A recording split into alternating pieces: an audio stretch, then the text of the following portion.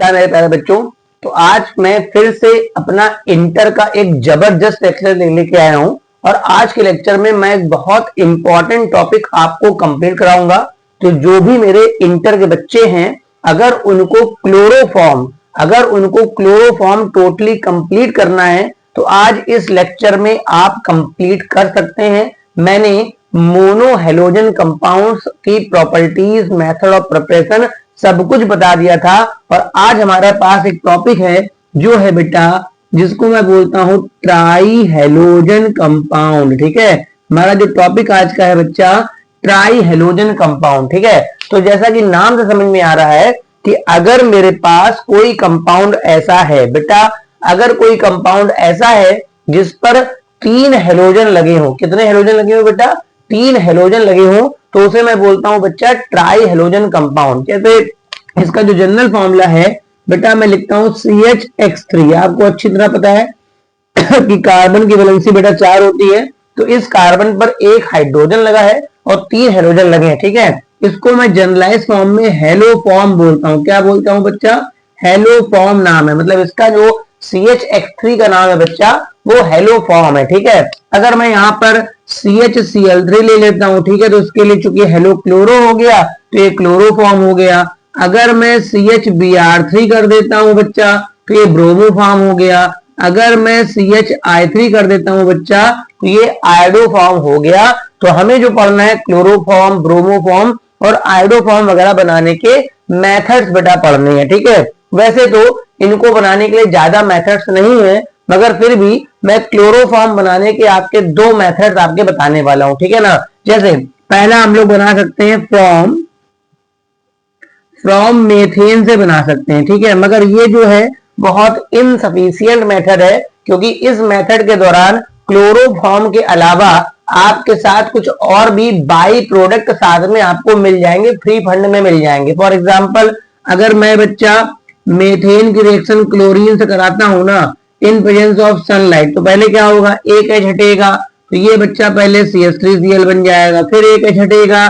Further अगर मैं करा दूंगा क्लोरेशन तो ये हो जाएगा बच्चा CH2Cl2। अगर फिर से मैंने इसको chlorine gas they the in presence of sunlight तो कहीं जाके आपका क्लोरोफॉर्म बनेगा। मतलब आप देख सकते हैं कि अगर आपने इस मेथड से क्लोरोफॉर्म बनाया तो एक बड़ा इनसफिशिएंट मेथड है, क्योंकि इसमें आपका मेथिल क्लोराइड बन सकता है, डाइक्लोरोमेथेन भी बना होगा, थोड़ा बहुत क्लोरोफॉर्म भी होगा, और अगर क्लोरीन कहीं कुछ और ज्यादा हो जाए तो कार्बन टेट्राक्लोराइड भी बन सकता है। तो इस मेथड से भी हम लोग कह सकते हैं कि हाँ भाई, अगर मैं चाहूं तो मेथेन से अपना क्लोरोफॉर्म यहाँ पर तैयार कर सकता हूं। अब बात करते हैं हमारे पास क्लोरोफॉर्म बनाने का जो सबसे फेमस मेथड है बच्चा, वो है बेटा हेलोफॉर्म रिएक्शन। और यही आपके एग्जाम में जरूर आएगी कि बेटा हेलोफॉर्म रिएक्शन क्या होता था। और बेटा हम लोग पढ़ते हैं आज, हम लोग बेटा बहुत अच्छे से आज सीख लेना है हम लोगों को, इतने अच्छे से जितने अच्छे से आज तक कभी हम लोगों ने हेलोफॉर्म रिएक्शन नहीं पढ़ी। तो हेडिंग डाल सकते हैं आप सभी लोग, हेलोफॉर्म रिएक्शन। ठीक है, हेलोफॉर्म रिएक्शन में बेटा हेलोफॉर्म बनेगा। वो हेलोफॉर्म बच्चा क्लोरोफॉर्म भी हो सकता है, वो बेटा ब्रोमोफॉर्म भी हो सकता है, और वो बेटा आयोडोफॉर्म भी हो सकता है। डिपेंड करेगा आपने कौन सा हेलोजन इस्तेमाल करा है। तो हेलोफॉर्म रिएक्शन देने के लिए अगर कोई कंपाउंड हेलोफॉर्म रिएक्शन देता है तो उसके लिए बेटा उसमें 2 कंडीशनें चाहिए। पहला पॉइंट मेरे पास ये है, अगर किसी भी कंपाउंड में मिथाइल कीटोन ग्रुप आ रहा है, ध्यान से आप बात सुनेंगे तो बड़े आराम से कर लेंगे। अगर किसी भी कंपाउंड में मिथाइल कीटोन ग्रुप आ रहा है, कौन सा ग्रुप आ रहा है बेटा? Methyl ketone. मिथाइल बेटा CH3 हो गया और बगल में CO हो गया, ठीक है, और आगे ऐसे एक वैलेंसी खाली होगी। ठीक है, इतने ग्रुप को हम लोग बेटा बोलते हैं मिथाइल कीटोन है। ठीक है, अब ये जो वैलेंसी गई आगे, इस पे या तो H लगाओ या तो C, इसके अलावा और कुछ नहीं होना चाहिए। मतलब ये जो वैलेंसी आगे गई है, ये नहीं कि आप OH चिपका दें, ये नहीं कि आप Cl चिपका दें। मिथाइल कीटोन आप तभी बोलेंगे इस ग्रुप को जिसमें H या C आगे लगा हो, CH3CO के साथ। ठीक है ना। अच्छा, अगर किसी कंपाउंड में मिथाइल कीटोन ग्रुप आता है तो ऐसे कंपाउंड बेटा हेलोफॉर्म रिएक्शन देते हैं। ऐसे कंपाउंड हेलोफॉर्म रिएक्शन देते हैं। रिएक्शन क्या भी बताऊंगा। दूसरा पॉइंट क्या होता है, अगर मान लो किसी कंपाउंड में आपका ये ग्रुप प्रेजेंट नहीं है, ठीक है, किसी कंपाउंड में आपका ये ग्रुप प्रेजेंट नहीं है और आपने उस कंपाउंड का ऑक्सीडेशन करा दिया। क्या करा दिया बच्चा? ऑक्सीडेशन करा दिया, ठीक है। और आफ्टर ऑक्सीडेशन बेटा ये ग्रुप जनरेट हो गया। तो मोस्टली हमारे पास एल्कोहल्स ऐसे होते हैं जिनके ऑक्सीडेशन पर हमें एल्डिहाइड या कीटोन टाइप का मिलता है, ठीक है ना। तो अगर आपने कोई एल्कोहल लिया है और उसके ऑक्सीडेशन पर आपका इतना ग्रुप तैयार हो गया ना, तो वो कंपाउंड भी बेटा हेलोफॉर्म रिएक्शन देगा, मतलब वो कंपाउंड भी हेलोफॉर्म रिएक्शन देगा। अब हेलोफॉर्म रिएक्शन होती क्या है मेरे पास? अगर किसी भी कंपाउंड में मिथाइल कीटोन ग्रुप होता है, ठीक है, अगर किसी भी कंपाउंड में मिथाइल कीटोन ग्रुप होता है और उसको मैं देता हूं बेस, बेस के फॉर्म में मैं यहां पर लिख लेता हूं OH- और हेलोजन देता हूं, ठीक है। हेलोजन के लिए बेटा मैं ले सकता हूं क्लोरीन, ब्रोमीन और आयोडीन, ठीक है। अगर मेरे किसी भी कंपाउंड में बेटा मिथाइल कीटोन ग्रुप है, उसको मैं बेस दूं और हेलोजन दूं, तो मेरे पास हेलोफॉर्म CHX3 बन के आ जाएगा, हेलोफॉर्म CHX3 बन के आ जाएगा, ठीक है ना। तो अब मैं पहले चेक कर लेता हूं कि मेरे पास कौन कौन से कंपाउंड हैं जो बेटा डायरेक्ट हेलोफॉर्म रिएक्शन देते हैं। पहले आप हेलोफॉर्म रिएक्शन समझ पाए। अगर मेरे पास कोई कंपाउंड बच्चा ऐसा है जिसके पास मिथाइल कीटोन ग्रुप है, ठीक है, मतलब इतना ग्रुप प्रेजेंट है, ठीक, या अगर नहीं प्रेजेंट है तो आपका ये जो हेलोजन है ये ऑक्सीडाइजिंग एजेंट भी होता है। तो ये क्या करेगा बच्चा? उसे ऑक्सीडाइज करेगा और ऑक्सीडाइज करने पर ये ग्रुप अगर जनरेट हो गया तो भी हेलोफॉर्म रिएक्शन बेटा आगे प्रोसीड कर जाएगी। तो हम लोग चेक कर लेते हैं कि हमारे पास कुछ एल्डिहाइड कीटोन्स वगैरह हैं और कुछ एल्कोहल्स हैं, ठीक है। चेक करते हैं कौन कौन से हमारे पास एल्डिहाइड कीटोन या एल्कोहल्स ऐसे हैं जो बेटा हेलोफॉर्म रिएक्शन दे पाएंगे। जैसे पहले मैंने लिखा फॉर्मल्डिहाइड, तो ये मैंने फॉर्मल्डिहाइड लिख दिया, फिर मैंने लिख दिया एसिटल्डिहाइड लिख दिया, ये मेरे पास एसिटल्डिहाइड हो गया। फिर मैंने यहाँ पर एसीटोन लिख दिया, ठीक है। अब इसके आगे के भी वर्जन ले लेते हैं। मान लो अगला ketone CH3 C double bond O, यहाँ CH2 यहाँ CH3 कर दिया। फिर मैंने एक कीटोन ये ले लिया CH3, यहाँ बच्चा CH2 C double bond O, इधर मेरे पास CH2, इधर मेरे पास CH3। फिर मैंने एक बेंजीन रिंग लगा ली यहाँ पर, उसके बाद C डबल बॉन्ड O, यहाँ मैंने H कर लिया। फिर मैंने बेंजीन रिंग लगा दी, उसके बाद C डबल बॉन्ड O के बगल में CH3। मैंने इतने कंपाउंड लिख दिए, ठीक है। सबके जरा मैं नाम बोल देता हूँ। फॉर्मल्डिहाइड, एसिटल्डिहाइड, एसीटोन, इसका नाम है ब्यूटेनोन 2 है ना, ये बेटा पेंटेनोन 3 है, ये बेंजल्डिहाइड है, एसिडोफेनोन। अब मेरे को चेक करना है इसमें से कौन कौन सा कंपाउंड हेलोफॉर्म रिएक्शन देगा। हेलोफॉर्म रिएक्शन देने का मतलब हो गया जब उसमें मैं हेलोजन और बेस डालूंगा, जब मैं उसमें हेलोजन और बेस डालूंगा तो बेटा वो हेलोफॉर्म में कन्वर्ट हो जाएगा। तो पहले कंपाउंड में तो मेरे को कहीं मेथिल दिख ही नहीं रहा है, मेरे पास नेसेसरी कंडीशन है मिथाइल कीटोन ग्रुप का होना, जो पहले कंपाउंड में तो अगल बगल H दिख रहा, मेथिल तो कहीं बच्चा है ही नहीं, तो ये बेटा बउआ मेरे ये हेलोफॉर्म रिएक्शन नहीं दे पाएगा। दूसरे कंपाउंड को देखते हैं, तो आप देखिए ये मिथाइल कीटोन ग्रुप यहाँ दिख गया मेरे को, ये हेलोफॉर्म देगा। हेलोफॉर्म ना देने का मतलब क्या हुआ? इसमें जब मैं हेलोजन और बेस डालूंगा तो मेरे पास हेलोफॉर्म नहीं बनेगा। ये हेलोफॉर्म देने का मतलब क्या हो गया? जब हेलोजन और बेस डालूंगा तो मेरे पास हेलोफॉर्म बनेगा और ये वाला जो कार्बन है यही हेलोफॉर्म में जाता है, ठीक है। ये भी बेटा आप देख सकते हैं मेथिल कीटोन ग्रुप प्रेजेंट है, दे देगा। इसमें देखिए इधर से मेथिल कीटोन प्रेजेंट है, उधर से नहीं प्रेजेंट है, तो बेटा किधर से भी प्रेजेंट हो हेलोफॉर्म दे देगा। इसमें देखिए इधर देखिए यहाँ पर इधर भी एथिल है और उधर भी एथिल है, मतलब कीटोन तो बन रहा है मगर मेथिल कहीं नहीं बन रहा है, तो ये बच्चा हेलोफॉर्म रिएक्शन नहीं दे पाएगा। ये तो बेटा एल्डिहाइड है मगर बगल में बेंजीन लग गई, ये हेलोफॉर्म नहीं दे पाएगा। हाँ, इसमें देखिए इधर से बेटा हेलोफॉर्म देने की संभावना, इधर से हेलोफॉर्म रिएक्शन दे लेगा। तो मैंने बता दिया इनमें से कौन कौन से कंपाउंड बेटा हेलोफॉर्म रिएक्शन देते हैं और कौन कौन से हेलोफॉर्म नहीं देते हैं। अब हम लोग बात कर लेते हैं कि हमारे पास कुछ एल्कोहल्स हैं, अगर मैं उनको ऑक्सीडाइज करूंगा तो बेटा जिस भी एल्कोहल को, बात सुनिएगा ध्यान से आप, जिस भी एल्कोहल को ऑक्सीडाइज करने पर बेटा आपका मिथाइल कीटोन ग्रुप जनरेट हो जाता है तो वो बेटा हेलोफॉर्म रिएक्शन दे देगा, ठीक है।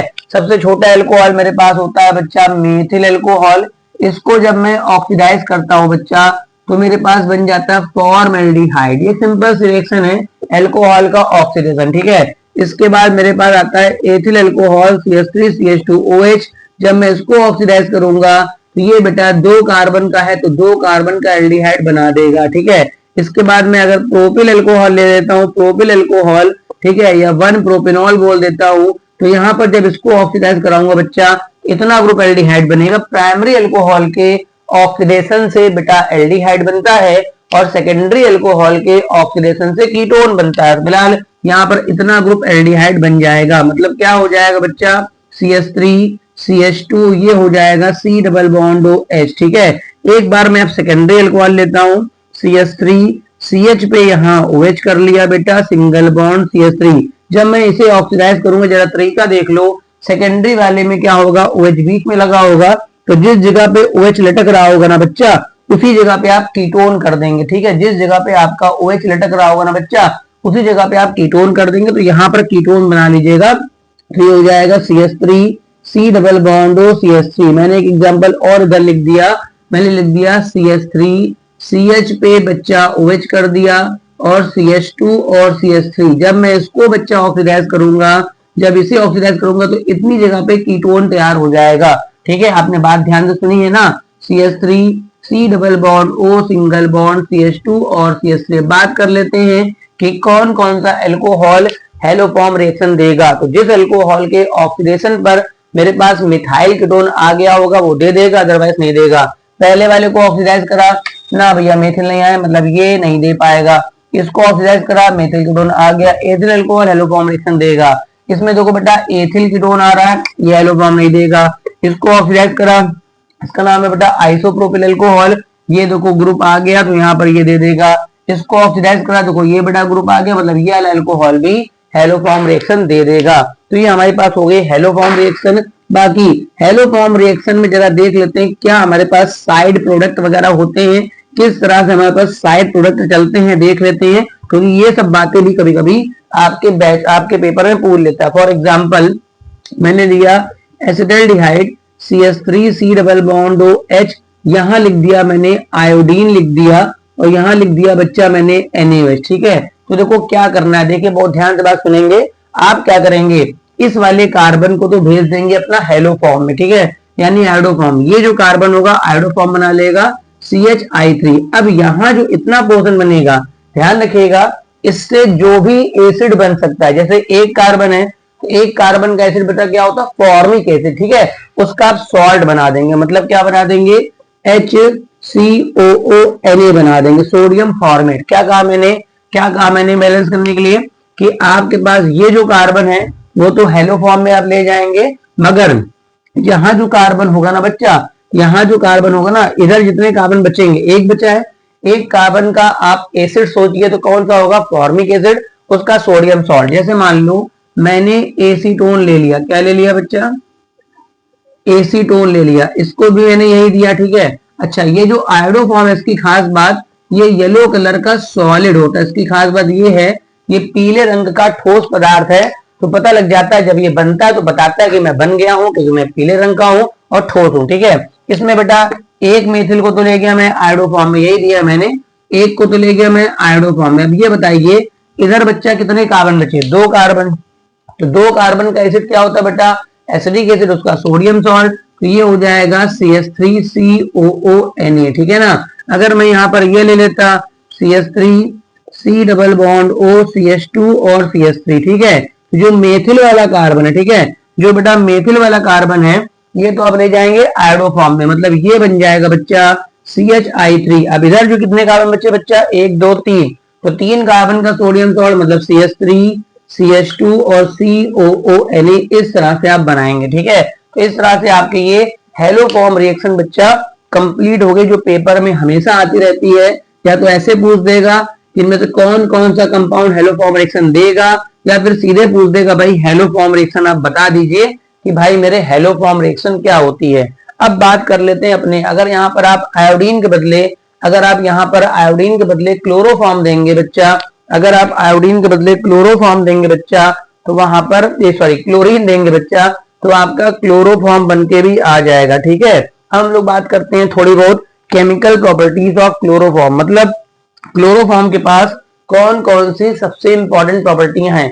देखो 4-5 प्रॉपर्टियां बहुत फेमस हैं।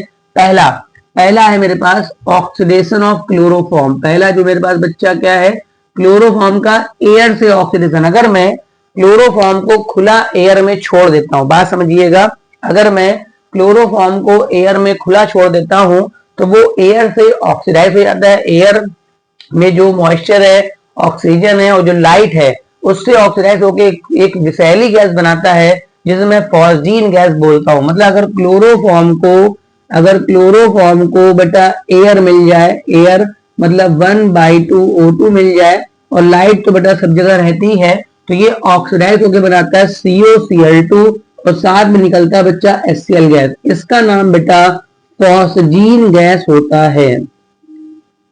इसका नाम बच्चा क्या होता है, फॉस्जीन गैस इसका नाम है, ठीक है ना। और कार्बोनिल क्लोराइड भी इसको हम लोग बोलते हैं, ठीक है। तो ये बहुत इंपॉर्टेंट रिएक्शन है, कोई भी बोर्ड एग्जाम हो हमेशा पूछा जाता है कि अगर मैं क्लोरोफॉर्म को एयर में खुला छोड़ देता हूं बच्चा तो क्या होता है, ठीक है। तो एक तो बड़ी इंपॉर्टेंट रिएक्शन है, ये बनेगा और ये टॉक्सिक इन नेचर होता है। कैसा होता है बेटा, टॉक्सिक, बहुत ज्यादा विषैला है, बहुत ज्यादा विषैला है।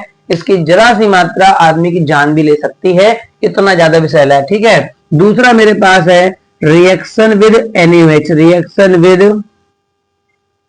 Aqueous NaOH। देखो भाई एक्वस NaOH दे रहे हैं तो यहाँ पर एक सिंपल सी सब्स्टिट्यूशन रिएक्शन लगेगी। जैसे आपको RF में बताया गया था कि हेलोजन हटेगा वहां पर क्या आ जाएगा, OH। तो मैं क्लोरोफॉर्म को ऐसे लिख लेता हूं HC, 3 बच्चा Cl ऐसे बना लिए और यहाँ पर देखो 3 Cl हैं तो 3 मोल NaOH के खर्च हो जाएंगे और तीनों Cl बारी बारी से हटेंगे। पहला OH अटैक करेगा, पहला हटेगा, दूसरा और तीसरा, इस तरह बन जाएगा मेरे पास HC। यहाँ पर भी OH हो जाएगा, यहाँ पर भी OH, यहाँ पर भी OH। आपको अच्छी तरह से अगर नहीं पता तो मैं बता दूं कि अगर किसी भी कार्बन पर अगर 2 बेटा OH आते हैं तो वो अनस्टेबल कंपाउंड होता है और बेटा वहां से हमेशा वाटर निकल जाता है। क्या निकल जाता है, वाटर। यहां से भी मैं वाटर निकाल दूंगा तो वाटर निकालने के बाद आप देखेंगे क्या बच रहा है, HCOOH, मतलब फॉर्मिक एसिड आपका तैयार हो जाएगा। क्या तैयार हो जाएगा, फॉर्मिक एसिड आपका तैयार हो जाएगा, ठीक है।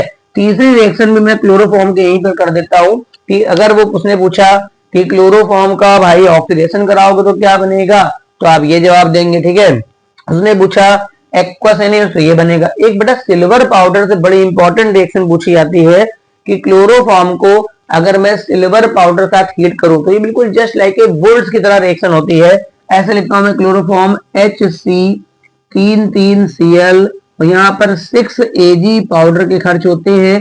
C पे इधर H और इधर भी बच्चा 3,3Cl। तो यहाँ पर जब हीट करूंगा तो ये 6 AgCl निकल जाएगा। सिल्वर की वैलेंसी 1 होती है, आपको पता होगी, तो 6 Ag 6 Cl लेके निकल जाएंगे तो 6 AgCl बन जाएगा।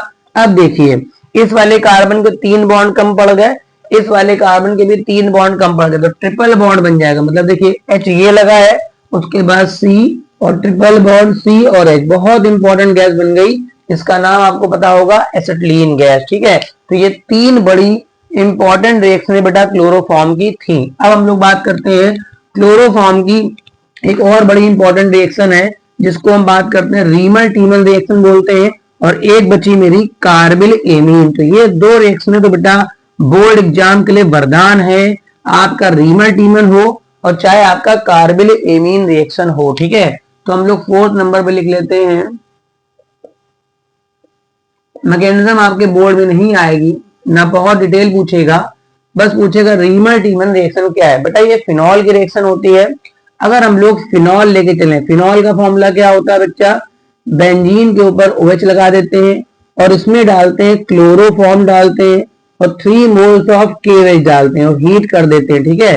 तो बेटा ये बताया गया होगा आपको कि जहां पर मेरे पास बेंजीन में ग्रुप लगा होता है उसके बगल वाली पोजीशन को आर्थो बोलते हैं, ये वाले को हम लोग पैरा बोलते हैं। तो इसमें क्या होता है कि आर्थो और पैरा पे आपका CHO ग्रुप लग जाता है, जो इनकी रिएक्शन से लगता होगा वो आपसे मतलब नहीं, वो बेटा जो नीट वाले बच्चे हैं, जो जेईई मेंस वाले, उनके लिए मतलब का है। तो ये आर्थो पे लग जाता है। अगर कोई ग्रुप बच्चा आर्थो पे लगता है तो पैरा पर भी कुछ ना कुछ लगेगा, ठीक है। ये वाला इसका मेजर कंपाउंड होता है क्योंकि यहाँ पर इसकी बेटा हाइड्रोजन बॉन्डिंग हो जाती है, उससे ये स्टेबल होता है, ठीक है। ये जो मॉलिक्यूल है वो सैलिसिल एल्डिहाइड होता है। क्या नाम है इसका? Salicyl aldehyde. और ये जो मॉलिक्यूल है बेटा क्रोसीन और ऑयल ऑफ विंटरग्रीन बनाने के काम में आता है। बहुत फेमस रिएक्शन है। आपसे पूछेगा भाई रीमर टीमर रिएक्शन क्या होती है, आप यहाँ बता सकते हैं कि रीमर टीमर रिएक्शन इस तरह से होती है, ठीक है ना। फिनॉल लेते हैं, क्लोरोफॉर्म और केवेज डालते हैं, आर्थो पे CHO लगता है, पैरा पर भी लगता है, मगर आर्थो वाला H बॉन्डिंग की वजह से मेजर होता है, तो ये सैलिसिल एल्डिहाइड। और ये कंपाउंड काफी यूजफुल है। इससे बेटा ऑयल ऑफ विंटरग्रीन जैसे आयोडेक्स वगैरह कंपाउंड जो बनते हैं ये बनता है, और एक बनता है क्रोसीन, ठीक है। दूसरा मेरे पास पांचवा है जिसको मैं बोलता हूं बेटा कार्बिल एमीन रिएक्शन। ये भी बड़ी जबरदस्त रिएक्शन है। तो कार्बिल एमीन रिएक्शन जो है बेटा, कार्बिल एमीन प्रोडक्ट का नाम है और रीमर टीमन साइंटिस्टों के नाम है, ठीक है। तो ये रिएक्शन बेटा प्राइमरी एमीन की होती है। सर प्राइमरी एमीन क्या होता है? तो जिसमें R के साथ NH2 लग जाए, क्या लग जाए? NH2। इसको क्या बोलते हैं बेटा? Primary amine. चाहे R हो और चाहे बेंजीन वाला हो, मतलब चाहे AR हो, प्राइमरी एमीन चाहिए, ठीक है। अगर मैं इसको क्लोरोफॉर्म देता हूं और साथ में केवस देता हूं, तो रिएजेंट यही इस्तेमाल करेगा, ठीक है। इसको भी मैं देता हूं क्लोरोफॉर्म और केवस, तो होता क्या है, इसका बच्चा NH2 हट जाता है और यहाँ पर NC आ जाता है। क्या आता है? NC। RNC बन जाएगा और ये बेटा बेंजीन के साथ NC बन जाएगा। फिलहाल जितने भी NC वाले कंपाउंड होते हैं उनको मैं बोलता हूं आइसोसाइनाइड बोलता हूं। क्या बोलता हूं बच्चा? आइसोसाइनाइड। तो ये हो गया एल्किल आइसोसाइनाइड, ठीक है ना। अच्छा, इसकी बेटा खास बात क्या होती है? ये एक बैड स्मेलिंग कंपाउंड है, दुर्गंध आती है, ठीक है। क्या आती है बच्चा? दुर्गंध। तो जब ये बनेगा तो अपनी खराब स्मेल की वजह से ये पकड़ में आ जाएगा कि हाँ भाई साहब तुम बन गए हो। तो ये जो रिएक्शन है ये बेटा प्राइमरी एमीन का टेस्ट होता है, मतलब होता है टेस्ट ऑफ 1 डिग्री या प्राइमरी एमीन। अगर आपको कहीं चेक करना है कि दिया गया एमीन प्राइमरी है कि नहीं, तो आप उसमें थोड़ा सा क्लोरोफॉर्म डालेंगे, थोड़ा सा केवेज डालेंगे, एक बदबू आना चालू हो जाएगी, बैड स्मेल आना चालू हो जाएगी। अगर ऐसा बच्चा हो गया तो आपका एमीन प्राइमरी एमीन ही होगा। अगर खराब स्मेल नहीं आ रही है, अगर आपकी खराब स्मेल नहीं आ रही है, ठीक है, एमीन का सैंपल तो है, तो हो सकता है वो एमीन सेकेंडरी होगा, या हो सकता है वो एमीन बच्चा कैसा होगा? टर्सरी एमीन होगा। तो बेटा बहुत ये दोनों रिएक्शनें बोर्ड लेवल के लिए क्या कंपटीशन लेवल के लिए भी वरदान है, बहुत पूछी जाती हैं। ये इसलिए फेमस है क्योंकि ये टेस्ट ऑफ प्राइमरी एमीन का है, चाहे वो एलिफेटिक हो और चाहे वो एरोमेटिक हो। ये इसलिए फेमस है क्योंकि इसका जो प्रोडक्ट है वो काफी यूजफुल, इससे काफी कंपाउंड्स आपके बन जाते हैं। तो उम्मीद है क्लोरोफॉर्म का ये लेक्चर आपको अच्छा लगा होगा। अगर आपको लेक्चर अच्छा लगा करे तो बेटा इसे शेयर कर दिया करो अपने दोस्तों को। सब्सक्राइब ना किया हो चैनल तो सब्सक्राइब कर लो और लाइक तो कम से कम कर ही दिया करो बेटा, है ना। अब नेक्स्ट टर्न पे हम लोग मिलेंगे अपने क्लोरोबेंजीन के साथ, मतलब हेलोएरीन के साथ, और लगभग 2 टर्न में उम्मीद करेंगे हमारा ये हेलो एल्केन्स और हेलोएरीन्स का टारगेट जो है बेटा कंप्लीट हो जाएगा। Thank you for watching.